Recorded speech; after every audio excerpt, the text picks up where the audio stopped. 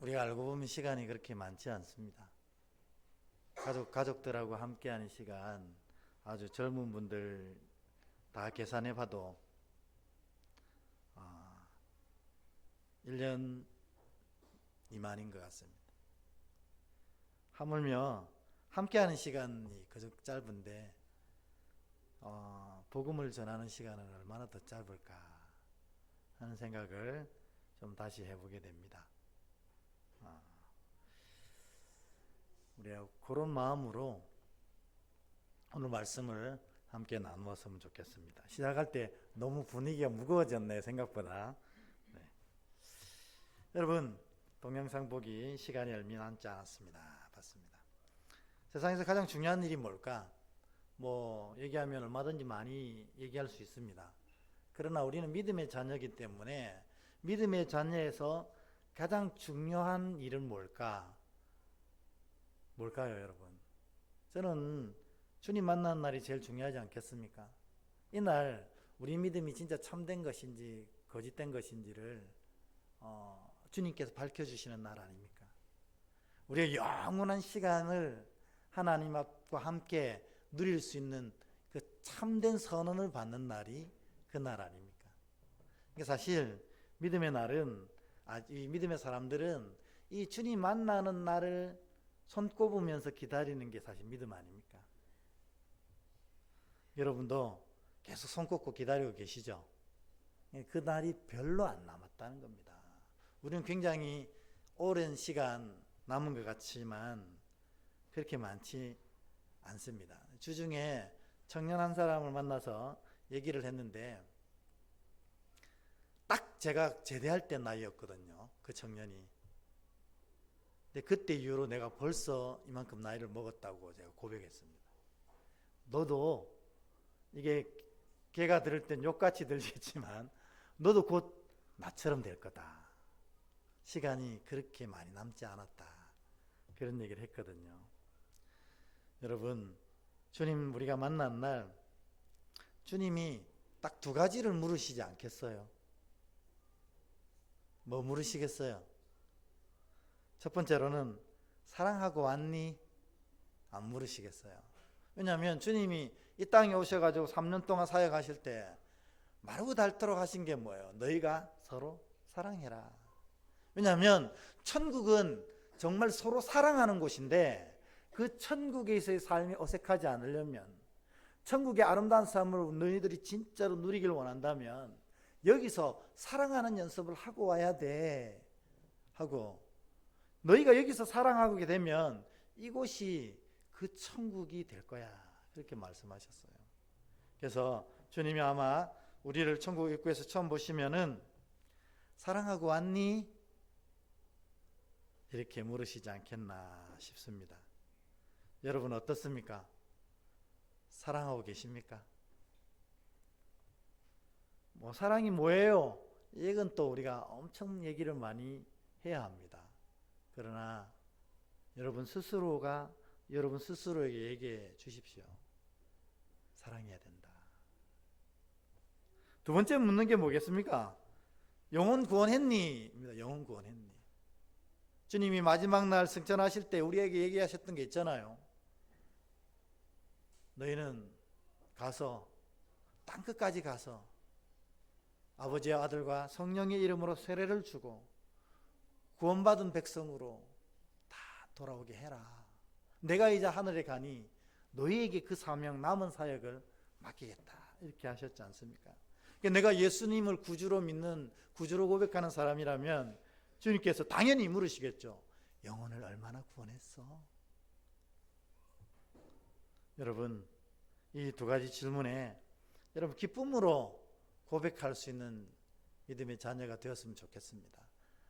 주님, 정말 제가 주님이 보실 때에는 참 모자라고 부족하지만 그래도 사랑하려고 애를 썼습니다. 그리고 주여, 제가 그래도 세상 살면서 예수님께 돌아오게 한 사람이 누구입니다. 이런 고백을 한다면 주님이 얼마나 기뻐하시고 여러분도 그 순간 얼마나 벅차겠습니까? 주님 만나는 날이 그렇게 벅차고 감격적인 복된 날 되시길 축복합니다. 네, 여러분, 우리가 보통 얘기하는 게 전도가 쉽지 않다 하잖아요. 여러분, 그건 착각입니다. 전도는 쉽습니다.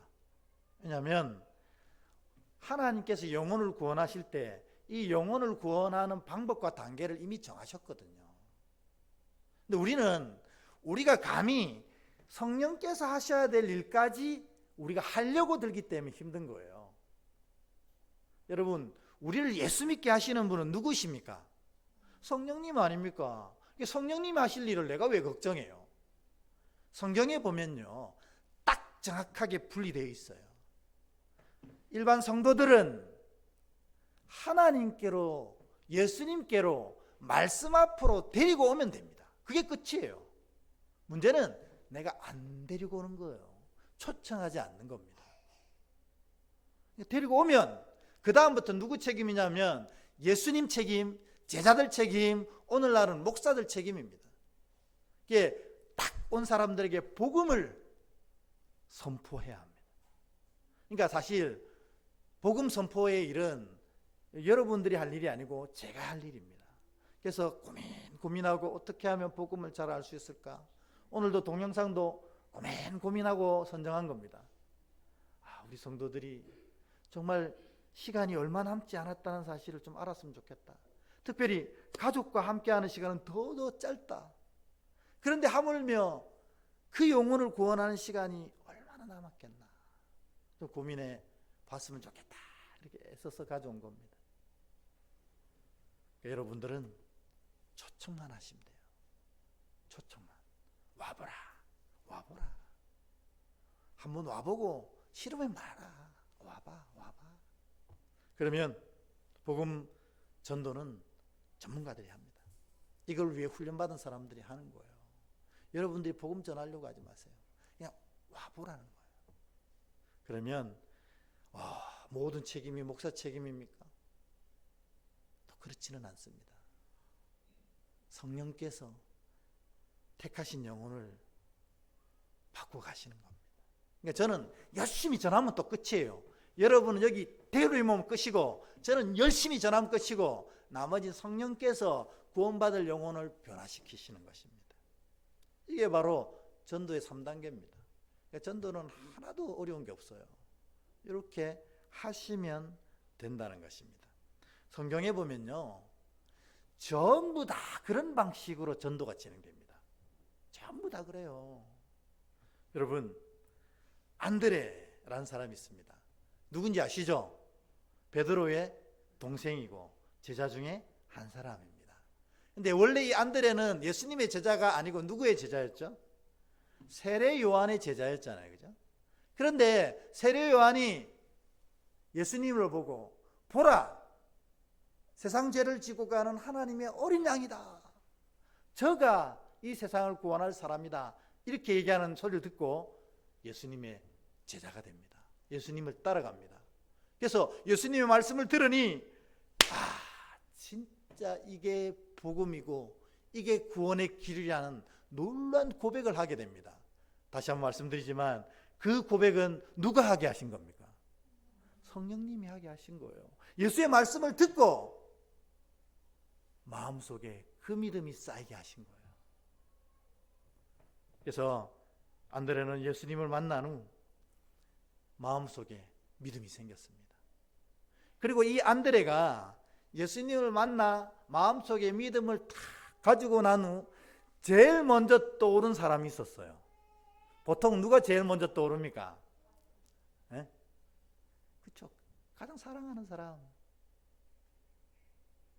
그게 가족일 수도 있고, 그게 뭐 친구일 수도 있고, 그것도 뭐 직장 사람일 수 있겠지만 제일 사랑하는 사람이 떠오릅니다. 여러분, 우리 청년들하고도 맨날 하는 얘기지만 맛집 탁 갔다 오고 나면 제일 먼저 누가 떠오릅니까? 가족하고 다시 한번 더 와야지. 우리 성도들하고 가도 똑같은 말씀을 하시더라고요. 이거 다음에 우리 가족들이 한번 와야겠다. 그리고 저는 우리 성도들하고 한번 더 와야겠다. 그런 생각을 합니다. 안드레는 누가 생각났을까요? 아마 아버지도 있고 다 있는데 자기랑 어릴 때부터 같이 자라난 베드로가 늘 마음속에 있었나 봅니다. 그래가지고 제일 먼저 베드로가 생각났어요. 그래가지고 예수를 믿고 그 놀라고 벅찬 감정으로 베드로를 찾아가는 겁니다. 우리 40절 41절 한번 읽어볼까요? 시작.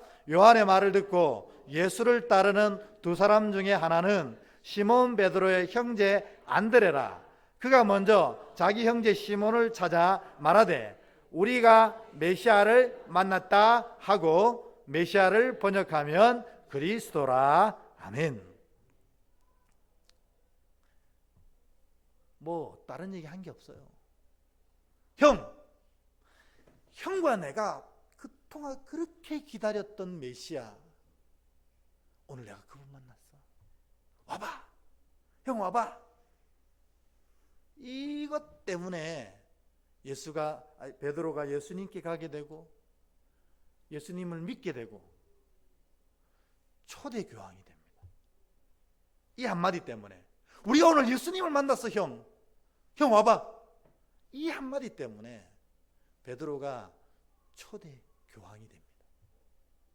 이번에 200 몇 번째 교황이 뽑혔죠. 그 1번 교황이 되는 겁니다. 그냥 와보라고 하면 됩니다.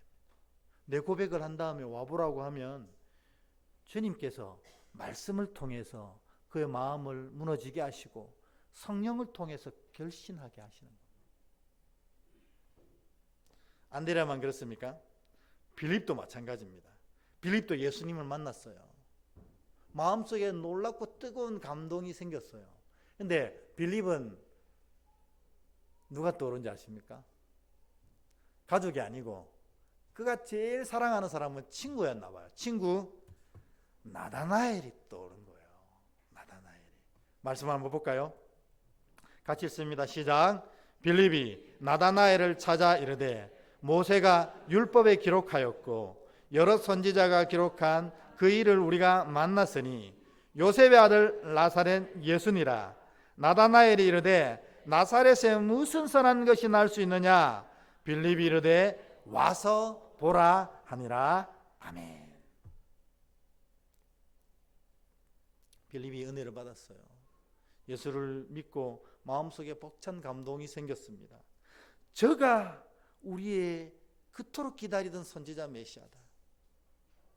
그리고 딱 떠오른 사람, 가장 사랑하는 사람 나다나엘이 떠올랐습니다.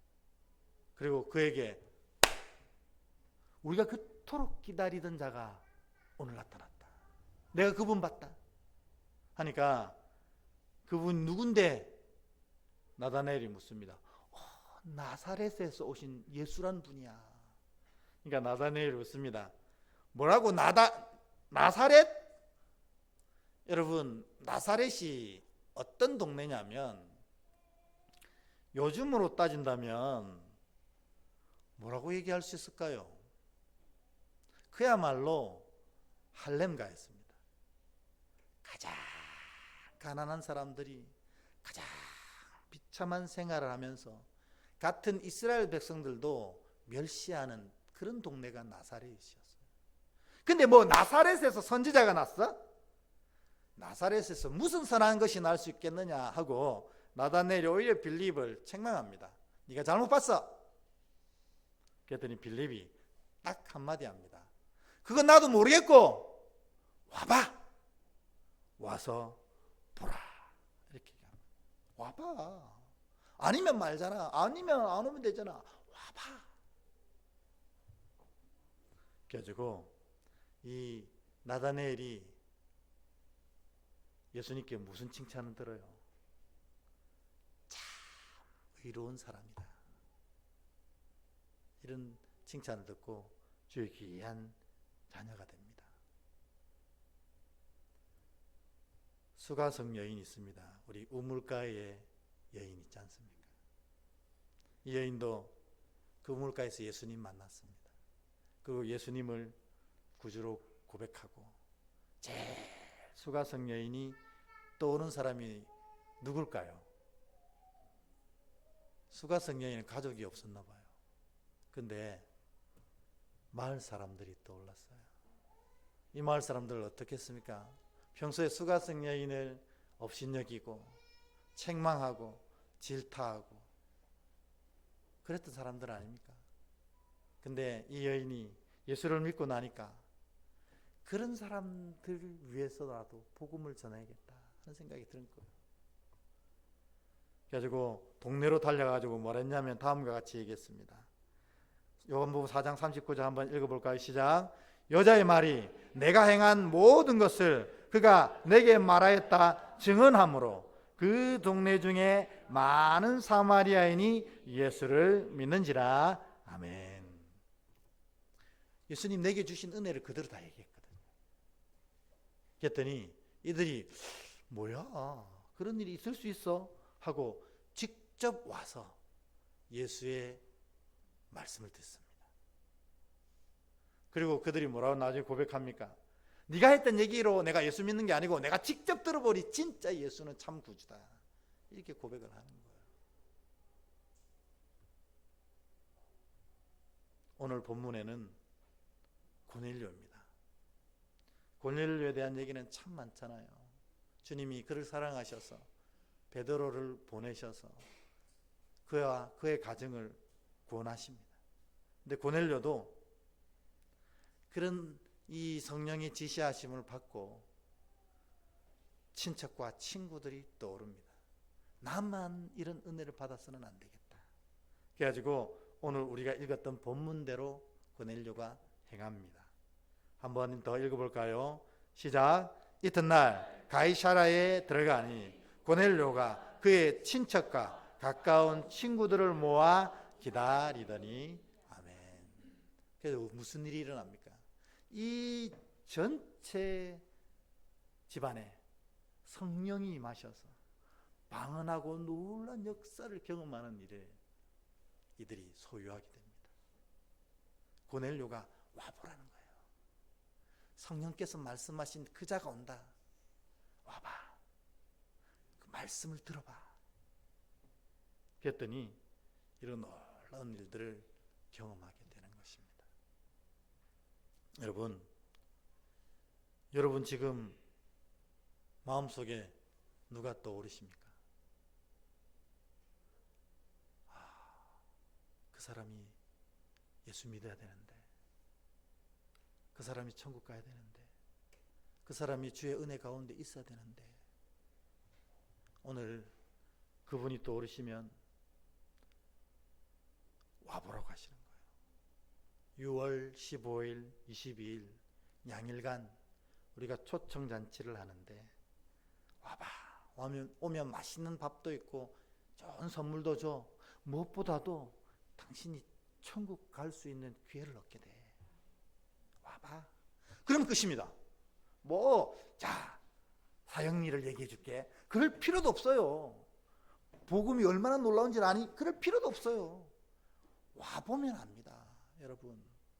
여러분 보통 식당 가면 들어가자마자 이 식당이 맛있는지 맛없는지 알 수 있잖아요.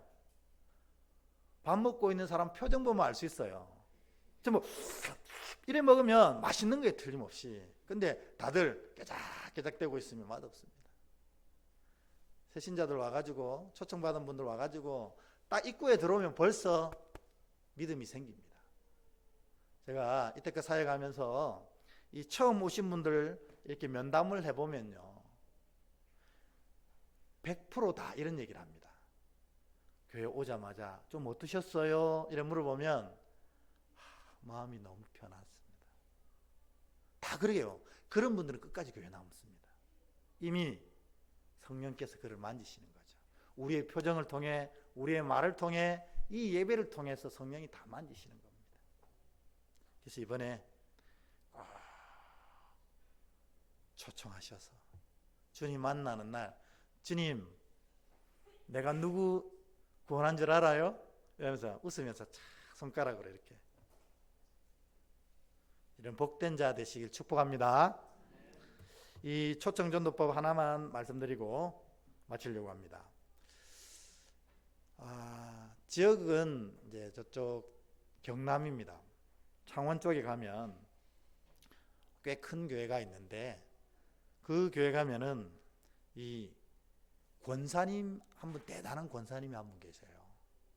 이분이 매년 1년에 몇 명을 전도하냐면 1년에 꼭 100명씩 전도합니다. 여러분, 우리 교인 전체 다 합쳐도 100명이 안 되거든요. 근데 이 권사님 혼자서 1년에 100명을 전도한다는 거예요. 그래가지고 그 권사님 이제 초청해가지고 어떤 교회에서 이제 간증 초청 전도 어떻게 하시는지 좀 간증해 주세요 했는데 저도 그걸 들었거든요. 이분이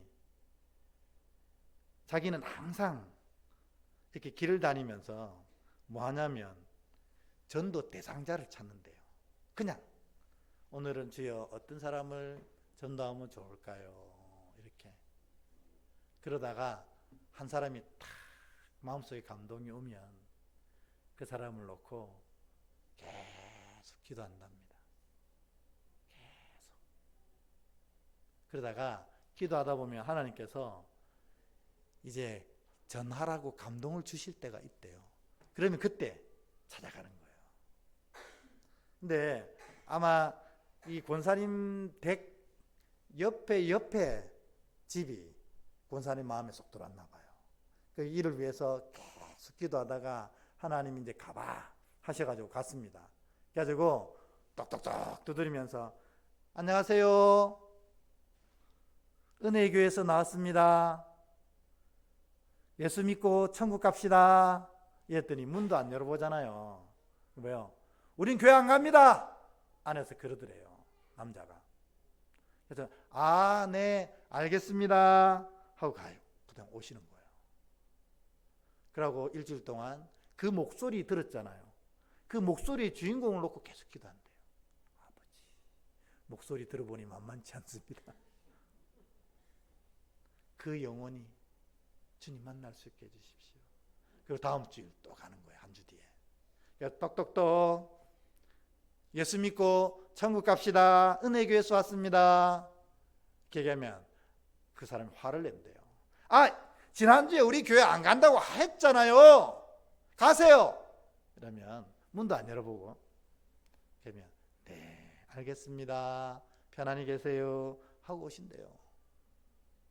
여러분, 지난주에 우리가 예수 믿으면 복이 하나고 거절하면 복이 몇 배? 2배.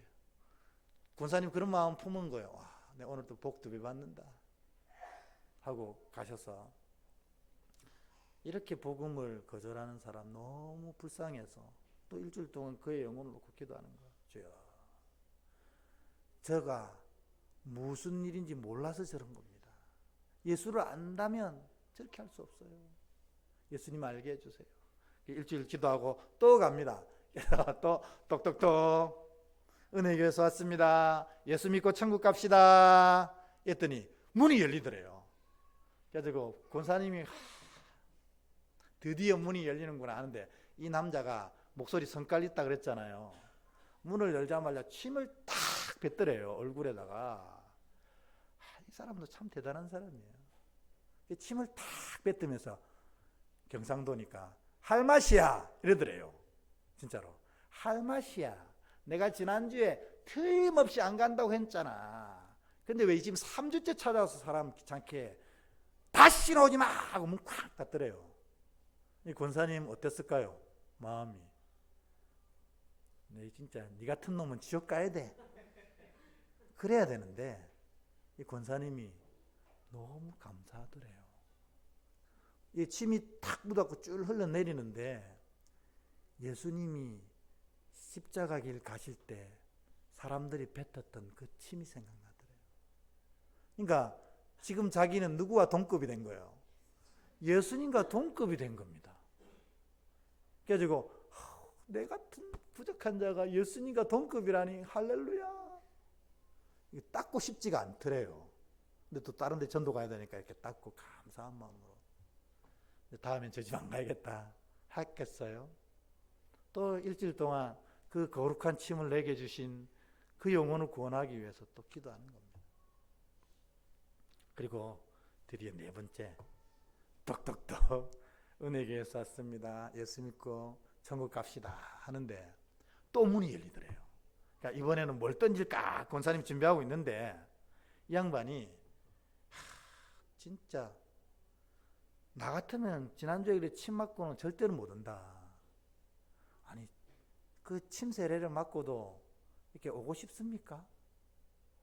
하면서 그 사람이 한숨을 팍 쉬더니 내가 다음 주에는 교회 갈 테니 절대 찾아오지 마세요. 한 번만 가면 되잖아요. 한 번 가면 되잖아. 절대로 이제 오지 마라. 약속했다. 권사님이 약속했어요. 한 번만 오면 절대 이 집에 안 온다 이제. 이 사람이 진짜 다음 주에 오제 다섯째쯤 되잖아요. 교회로 왔더래요. 왜냐하면 왜 왔겠어요? 절대 교회에서 못 오게 하려고. 내가 깽판 한번 불 뻔하겠다 하고 온 거예요. 근데 이서 말씀을 듣고 은혜를 받았어요. 결국 지금은 그 권사님이 여전히 1등이고 이 남자가 그 교회 전도 2등이래요.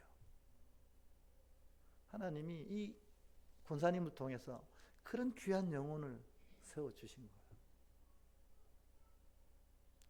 여러분 이번 전도 새생명 초청잔치가 여러분에게 이와 같은 하나님의 살아계심을 놀랍게 경험하는 그런 복된 시간이 다 되어지고 오늘 누구 초청했습니까? 가장 사랑하는 사람, 여러분 가족, 여러분 친구, 여러분 동네 사람, 친척 누구든지 여러분 사랑하는 사람이 예수 믿고 천국 가는 그런 놀라운 은혜의 시간 되시기를 주님의 이름으로 축복합니다. 기도하겠습니다.